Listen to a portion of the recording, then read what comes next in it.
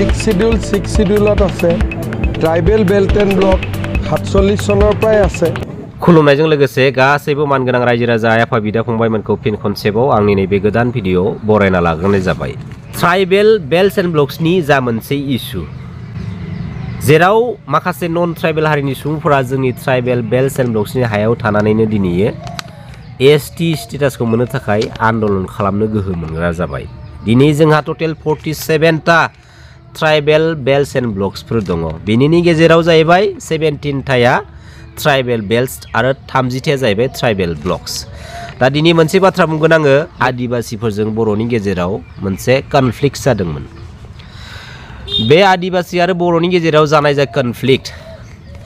बेवहाय जोंनि बर' माहारिनि माखासे बर' गामिफोरा होखारजादोंमोन न' बां सावजानानै होस्रांजादोंमोन जायनि गेजेराव दिनै क'क्राझार डिस्ट्रिक्टनि सिङाव थानाय मजाबारि जा मोनसे एरिया जा मजाबारि एरियानि माखासे बर' फिसाफ्रा दिनैसिमबो गावनि थाग्रा हाखौनो लाहैफिननो हायाखै गावसोरनि आंगो गामियाव थांनानै दिनैयो थाहैनो गोहोखौनो मोनदिया जेराव जों मिथिनायाव बर'फोरखौ होस्रांनायनि उनावहाय बर'फोरनि माखासे हा हुफोरखौ न' बांफोरखौ दखल खालामनानै लादों नाथाय दिनैसिमबो बर'फोरा गावसोरनि हाखौनो दिनैसिमबो थांनानै लाहैफिननो गोहो मोनदिया बे बिथिंखौ लानानै बर'नि माखासे इन्टेलेक्चुवेल लिडारफोरा बाथ्रा बुंदों गभर्नमेन्टनिसिम हेफाजाब बिदों मेम'रेन्डाम होदों नाथाय अब्लाबो बेखिनि खामानिखौ साक्सेसफुल खालामनो हादिया आरो बर' माहारियारि आफादफोराबो बाथ्रा बुंदों दा दिनै बाथ्रा बुंनानै मा जानो दिनै जोंनि हायावनो रैखाथि गैयाब्ला जोंनि हायावनो दिनै रैखाथि गैयाब्ला माबोरैथो जोंनि माहारिनि माखासे थामोन्दानि सिस्टेमखौ जोङो बे बुहुमाव गेरेमसा माहारि महरै गायसननानै गालांनो हानो बेसे मोनसे सिरियास बे बाथ्राया बे क'क्राझार डिस्ट्रिक्टनि सिङाव थानाय जा मोनसे मजाबारि एरिया जाय एरियायाव बर' फिसाफ्रा गावसोरनि हाखौनो दिनै गारनानै फैनांदों नाथाय जों बर' माहारिनि बिखायाव बेसेबांबा गेदेर पलिटिकेल लिडार्सफोर दङ माहारियारि आफादफोर दङ दा बैसोरो दिनै मानो खुगा खाथेना थादों बिसोरदि बेसेबांबा गेदेर बाथ्रा बुंगासिनो दङ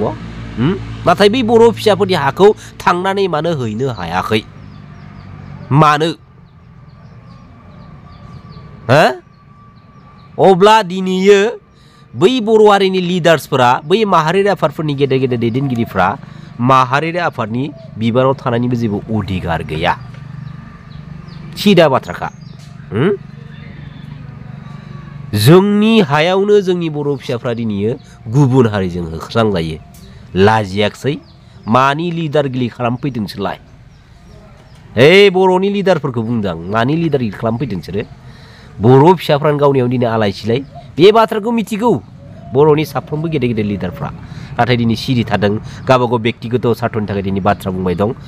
गावबागाव बेक्तिगत सार्थनि थाखाय गावबागाव बेक्तिगत पलिटिकेल मुलाम्फानि थाखाय दिनै जोबोद बिजि जानानै दङ आरो पलिटिकेल सिस्टेमाव हानि पाट्टा होगोन होननानै साफ्रोमबो पलिटिकेल लिडारा मोनफ्रोमबो पलिटिकेल पार्टिया दिनै राजनिति खालामनो फैदों साला जोंनि बर' फिसाफ्रानो गावनि हाखौ दिनै गारनानै फैदों बै बर' फिसाफोरनि हाखौ हैग्रो बेनि उनावहाय हा पाट्टा होनायनि राजनितिखौ खालामनो फै लाजियाखसै तारमाने पलिटिकेल लिडार जानायनि थांखिया बिसोरना मोनसेल रां रुफा खालामनांगौ गावबागाव माने लाइफ स्टाइलखौ माने लाक्जारि लाइफ स्टाइल खालामनांगौ ना गारि गुरा बायनांगौ दामि बिल्डिं लुनांगौ दामि गारि बायनाय बेल'सो नामा राजनितिया राजनितिया टिका मावनाय लामा दालां बानायनायल' नामा बेनि अनगा जेबो नङा नामा बे राजनिति बे पलिटिकेल सिस्टेमखौ हाजार बर' फिसाफोरा जिउ बाउसोमखांनायनि उनावसो मोननायलै मिथिबाय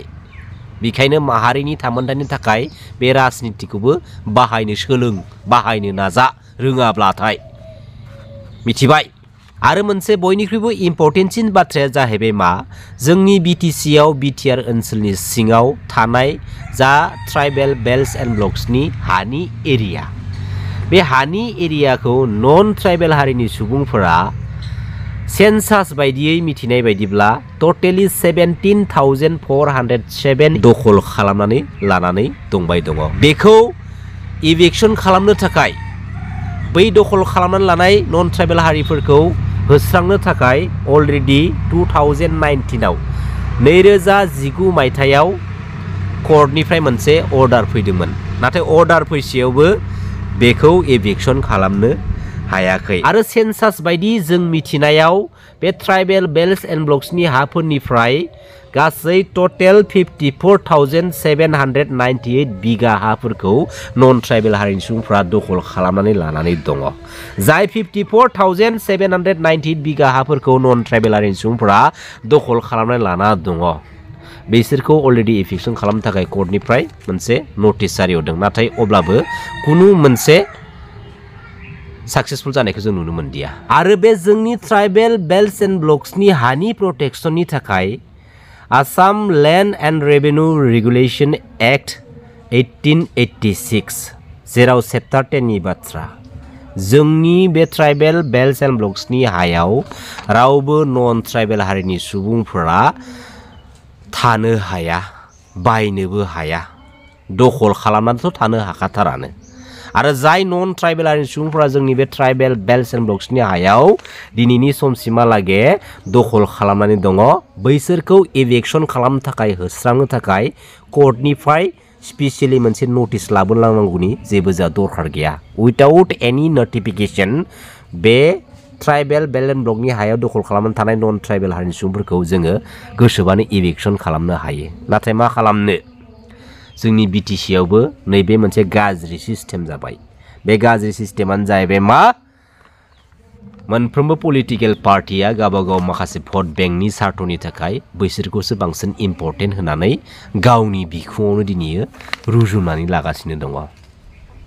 नाथाय साननो रोंदिया बै माखासे बर' लिडार्सफोरा जाय पलिटिकल सिस्टेमखौ हाजार हाजार बर' फिसाफ्रा थैहोखांनायनि उनावसो मोननाय होननानै गावबागाव सार्थनि थाखाय बिसोरो दिनै बाथ्रा बुंलांगासिनो बिसोरो खामानि मावलांगासिनो दङ जोबथियाव मोनसेल' बाथ्रा बुंगोन आङो जोंनि बर' माहारिनि बिखायाव जेसेबांखिनि पलिटिकल लिडार्सफोर दङ A to Z जाय जोंनि ट्राइबेल बेल्ट्स एन्ड ब्लक्सनि हाखौ 17,407 जाय नन ट्राइबेल हारिनि सुबुंफ्रा दखल खालामनानै लादों बेखौ दम दंब्ला इभिक्सन खालामनानै दिन्थि आरो जाय जोंनि ट्राइबेल बेल्ट्स एन्ड ब्लक्सनि हाखौ 54,798 बिगा नन ट्राइबेल हारिनि सुबुंफ्रा दखल खालामनानै दङ बेखौ इभिक्सन क्लियार खालामनानै दिन्थि एसेबां हानि पाट्टा होगोन होननानै राजनिति खालामबाय दंना दम दंब्ला गावनि निजिनि हायाव अबैध भाबै नन ट्राइबेल हारिनि सुबुंफ्रा दखल खालामनानै थानाय हाफोरखौ इभिक्सन खालामनानै क्लियार खालामनानै दिन्थि दम दंबा दिन्थि गोजोन्थों खुलुमबाय जै बर' हारिनि जै बर' बिमानि